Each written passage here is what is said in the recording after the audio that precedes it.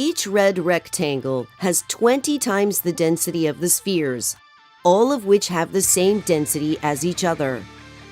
The only difference between the three cases is the attraction that the spheres exert on each other. The white spheres on the left exert no attractive forces on each other. The green spheres on the right exert a strong attractive force on each other. The yellow spheres in the middle exert a moderate attractive force on each other. Notice how for the yellow spheres, there is a bulge at the top.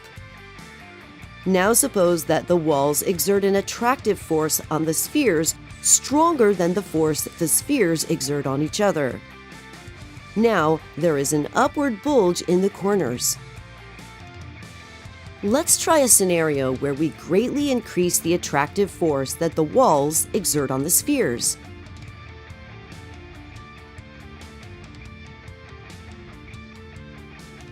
Now, let's try a scenario where the walls exert this same very strong attractive force, but we eliminate the attractive forces that the spheres exert on each other.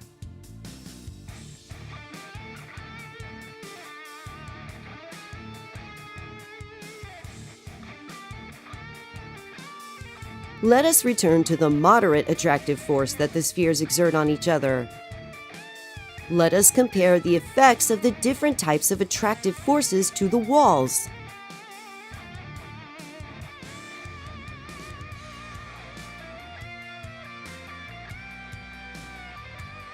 Let's now eliminate the attraction from the walls and consider the different types of attractive forces that the spheres exert on each other. The green spheres exert a strong attractive force on each other.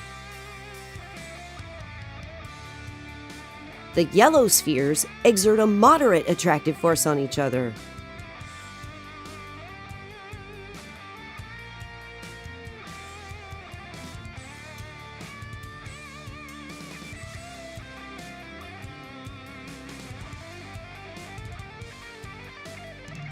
The white spheres exert no attractive forces on each other.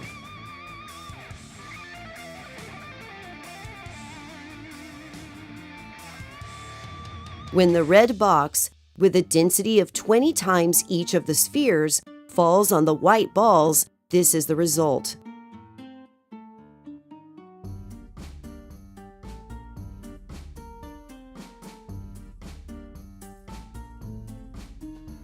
When the red box falls on the yellow balls, which exert a moderate attractive force on each other, this is the result.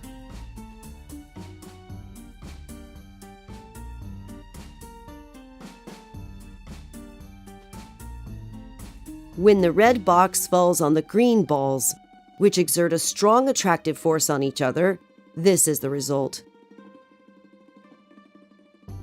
What we are witnessing is the effects of a fluid's surface tension. Special thanks to all the people supporting this channel on Patreon. Your support is very much appreciated.